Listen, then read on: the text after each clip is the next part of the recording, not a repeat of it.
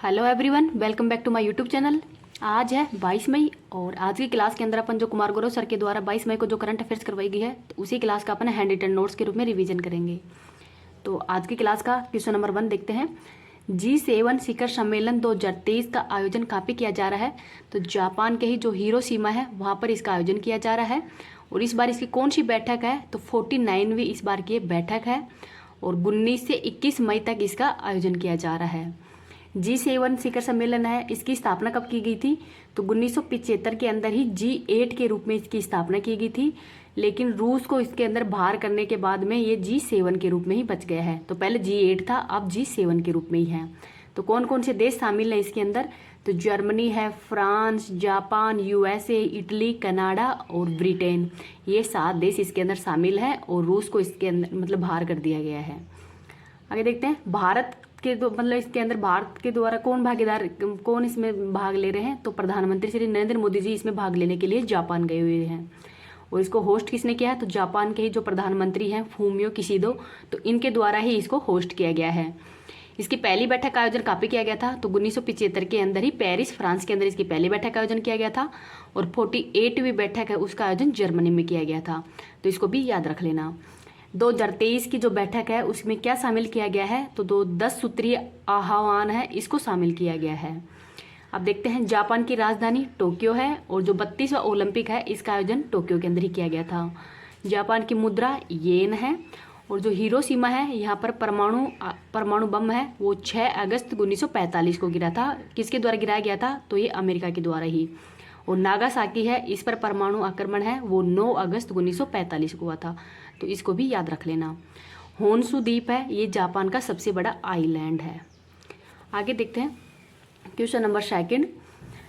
UBI global world benchmark study 2021-22, तो ये किसके द्वारा जारी की गई है? कहाँ पे ये? तो स्वीडन की कंपनी है उसके द्वारा ही जारी की गई है। तो इसके अंतर्गत ही जो केरल का स्टार्टअप मिशन है वो दुनिया का फर्स्ट सार्वजनिक व्यापार इक्यूबेटर है। तो इक्यूबेटर ये कहाँ पे है? तो केरल का जो स्टार्टअप है वो सबसे बड़ा मतलब दुनिया का पहला सार्वजनिक व्यापार इक्यूबेटर है। किसके लिए? तो जो उष्मायान कार्यक्रम है वो इसके द्वारा शुरू किया जाता है। भारत के द्वारा जो स्टार्टअप इंडिया कार्यक्रम है वो 16 अगस्त 2016 को शुरू किया गया था और जो स्टार्टअप दिवस है वो भी 16 जनवरी को ही मनाया जाता है। तो 16 जनवरी 2016 को शुरू किया गया था और 16 जनवरी को ही स्टार्टअप दिवस भी मनाया जाता है। किसके द्वारा शुरू किया गया था? तो वाणिज्य एंड उद्योग मंत्रालय के द्वारा इसको शुरू किया गया था। और जो स्टार्टअप है इसका बड़ा रूप ही यूनिकॉर्न कहलाता है। तो $1 बिलियन से अधिक की जो कंपनी होती है उसको यूनिकॉर्न भी कहते हैं, तो ये भी याद रख लेना। आगे देखते हैं क्वेश्चन नंबर 3। UN प्रवासन एजेंसी की पहली महिला अध्यक्ष वो किसको बनाया गया है? तो एमी पोप है, इसको बनाया गया है। इनका कार्यकाल 5 वर्ष के लिए होगा और कब से शुरू होगा? तो 1 अक्टूबर 2023 से इनका कार्यकाल शुरू हो जाएगा, तो इसको भी याद रख लेना। आगे देखते हैं क्वेश्चन नंबर 4। त्रिची एयरपोर्ट जो कहाँ पे है? तमिलनाडु के अंदर है, तो इसको ही अंतर्राष्ट्रीय सुरक्षा पुरस्कार दिया गया है ब्रिटिश सुरक्षा परिषद के द्वारा ही। तो जो ब्रिटिश सुरक्षा परिषद है उसके द्वारा ही अंतर्राष्ट्रीय सुरक्षा पुरस्कार दिया गया है। ये पुरस्कार दिए जाने का कारण क्या है? तो जो नवीनीकरणीय ऊर्जा है उसको बढ़ावा देने के कारण ही इस एयरपोर्ट है इसको अंतर्राष्ट्रीय सुरक्षा पुरस्कार दिया गया है, तो ये भी याद रख लेना। इस क्लास की PDF है वो मैं टेलीग्राम पे डाल दूंगी। टेलीग्राम का लिंक आपको इस वीडियो के ही कमेंट सेक्शन के अंदर मिल जाएगा, तो वहाँ से आप इसकी PDF प्राप्त कर सकते हैं। और इस क्लास के जो भी लल्लन टॉप क्वेश्चन है वो भी मैं भी रिवीजन करवा दूंगी। अगर आपको वीडियो पसंद आ रहा है तो प्लीज़ इसको ज़्यादा से ज़्यादा लाइक एंड शेयर कर देना। अभी तक चैनल को सब्सक्राइब नहीं किया है तो चैनल को सब्सक्राइब भी कर लेना। क्वेश्चन नंबर 5 देखते हैं। 5000 साल पुराना पेड़, तो जो 5000 साल पुराना पेड़ है ये कहाँ पे है? तो चिल्ली के अंदर है और ये दुनिया का सबसे पुराना पेड़ है, उसकी मान्यता दी गई है। तो इस पेड़ है इसको दुनिया का सबसे पुराना पेड़ की मान्यता दी गई है। तो चिल्ली है, चिल्ली की राजधानी सेंटियागो है और जो नाइट्रेट है इसका उत्पादन सबसे ज़्यादा चिल्ली के अंदर ही किया जाता है। और अटाकामा मरुस्थल है जो कि सबसे शुष्कतम मरुस्थल है वो भी चिल्ली के अंदर ही है, तो इसको भी याद रख लेना। पेड़ की आयु है इसका पता करने के लिए क्या कहते हैं इसको? तो ये डेंड्रोक्रोनोलॉजी कहते हैं। मध्य प्रदेश का ही जो धार जिला है वहाँ पर हाई कोर्ट के द्वारा ही जो बाओ पेड़ है इसको भी नहीं काटने के निर्देश दिए गए हैं। क्यों दिए गए हैं? क्योंकि ये पेड़ है वो 1000 साल पुराना है, तो इसको भी ध्यान रख लेना। आगे देखते हैं क्वेश्चन नंबर 6। कुटुंब श्री, तो जो कुटुंब श्री है ये केरल का स्वयं सहायता समूह है और हाल ही के अंदर इसकी 25वीं वर्षगांठ है। तो 25वीं वर्षगांठ है, तो इसके अंदर ही जो राष्ट्रपति द्रौपदी मुर्मू है उसके द्वारा ही कुटुंब श्री और जो चुवाड़ू पत्रिका है इन दोनों को ही लॉन्च किया गया है। तो जो कुटुंब श्री है इसकी स्थापना 1997 में की गई है और कुटुंब श्री का मतलब होता है परिवार की समृद्धि। और जो ये चुवाड़ू पत्रिका है इसके अंदर ही जो पद चिन्ह है उनका उल्लेख किया गया है, तो इसको भी याद रख लेना। आगे देखते हैं क्वेश्चन नंबर 7। 75/25 पहल है, ये किसके द्वारा शुरू की गई है? तो स्वास्थ्य एंड परिवार मंत्रालय के द्वारा इसको शुरू किया गया है। शुरू करने का उद्देश्य क्या है? तो जो उच्च रक्तचाप व मधुमेह रोग है इनकी रोकथाम के लिए इसको शुरू किया गया है। जो उच्च रक्तचाप व मधुमेह रोग पीड़ित व्यक्ति हो कितने हैं पूरे विश्व के अंदर? तो वो है 7.5 करोड़ पीड़ित व्यक्ति हैं और इनको कम करने का लक्ष्य कब तक रखा गया है? तो 2025 तक रखा गया है, तो इसको भी याद रख लेना। आगे देखते हैं क्वेश्चन नंबर 8। सुशासन नियमन को मंजूरी देने वाला ही पहला राज्य कौन सा है? तो महाराष्ट्र है और महाराष्ट्र के वर्तमान में सीएम कौन है? तो एकनाथ शिंदे हैं। तो इनके द्वारा ही जो सुशासन नियमन है वो सरकार की योजनाएं हैं, इनका लाभ अंतिम व्यक्ति तक पहुंचाना ही इसका प्रमुख उद्देश्य है तथा जो सरकार के कार्य काम है उनमें जवाबदेहिता, पारदर्शिता आदि को बढ़ावा देना भी इनका उद्देश्य है। तो इसके लिए ही इस सरकार के द्वारा जो आपले सरकार पोर्टल है उसको भी लॉन्च किया गया है, तो इसको भी याद रख लेना। आगे देखते हैं क्वेश्चन नंबर 9। साहस पहल है वो तेलंगाना सरकार के द्वारा शुरू किया गया है और शुरू करने का उद्देश्य क्या है? तो जो कार्यस्थल पर ही जो महिलाएं हैं उनकी सुरक्षा के लिए ही इसको शुरू किया गया है और इसके लिए एक चैट बोट भी लॉन्च किया गया है जिसका नाम साहस साथी है। तो जो कार्यस्थल है वहाँ पर महिलाओं के यौन उत्पीड़न को रोकने के लिए ही इसको शुरू किया गया है। आगे देखते हैं क्वेश्चन नंबर 10। स्काई वॉक पुल है वो कहाँ पे है? ये तो तमिलनाडु के अंदर है। तमिलनाडु के सीएम कौन है? तो स्टालिन है और जो स्काई वॉक पुल है इसकी टोटल लंबाई कितनी है? तो 570 मीटर है, तो इसको भी याद रख लेना। आगे देखते हैं क्वेश्चन नंबर 11। रक्षा क्षेत्र के अंदर ही पहली बार 1 लाख करोड़ रुपए से अधिक का जो डिफेंस प्रोडक्शन है वो हुआ है, तो इसको भी याद रख लेना। अब आगे जो ललन टॉप क्वेश्चन है सर के द्वारा 1 से लेकर 10 तक करवाए गए हैं उनका भी रिवीजन कर लेते हैं। ये एक साथ ललन टॉप क्वेश्चन देख लेते हैं।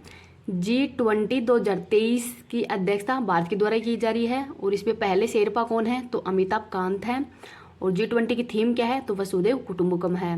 और 2022 के अंदर G20 की अध्यक्षता किसके द्वारा की गई है? तो इंडोनेशिया के द्वारा की गई थी। ब्रिक्स 2023 की अध्यक्षता दक्षिणी अफ्रीका के द्वारा की जा रही है। 17वां प्रवासी भारतीय सम्मेलन का आयोजन इंदौर मध्य प्रदेश में किया गया है और इस पर मुख्य अतिथि थे गुयाना के राष्ट्रपति मोहम्मद इरफान। क्वाड के अंदर जापान, भारत, यूएसए और ऑस्ट्रेलिया शामिल है। तो हाल ही के अंदर जो क्वाड है इन देशों की बैठक वो ऑस्ट्रेलिया में आयोजित की जानी थी लेकिन वो स्थगित कर दी गई है। आगे देखते हैं यूनिकॉर्न के मामले में ही भारत का स्थान कौन सा है? तो भारत का स्थान 3rd है। पहले स्थान पर यूएसए, 2nd पे चीन है और 3rd पे भारत है। केरल का शास्त्रीय नृत्य कौन सा है? तो कथकली और मोहिनी अट्टम है। केरल का मार्शल आर्ट कलारीपट्टू है। शास्त्रीय भाषाएं कितनी है? तो 6 हैं, जिसमें तमिल सबसे पहली भाषा है जिसको कोई शास्त्रीय भाषा का दर्जा दिया गया था। तो तमिल है, संस्कृत है, मलयालम है, कन्नड़ है, तेलुगु है और उड़िया सबसे नवीनतम शास्त्रीय भाषा है। पहला ज्ञानपीठ पुरस्कार तो जी शंकर कुरूप को दिया गया था मलयालम भाषा के लिए ही। आगे है वीरता पुरस्कार पाने वाली भारतीय वायुसेना की पहली महिला अधिकारी कौन है? तो दीपिका मिश्रा है। सियाचिन पर तैनात होने वाली पहली भारतीय महिला अधिकारी शिवा चौहान है।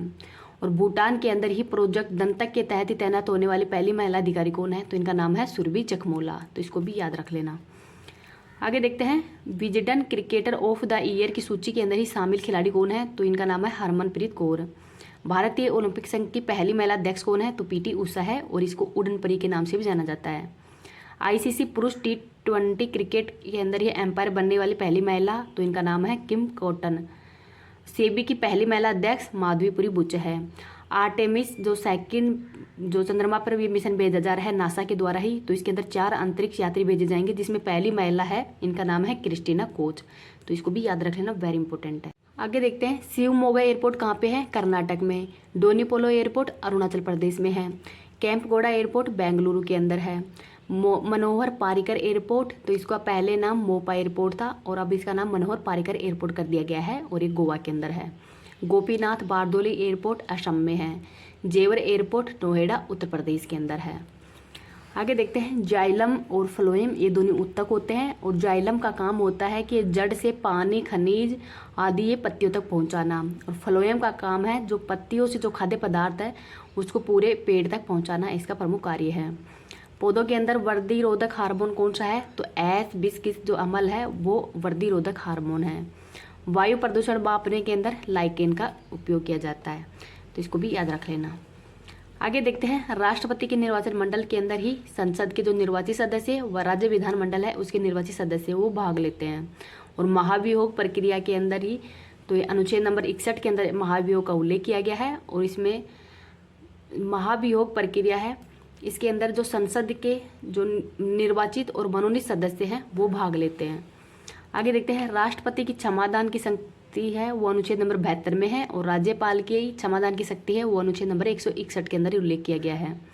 राष्ट्रपति के अध्यादेश की शक्ति का उल्लेख अनुच्छेद नंबर 123 में है।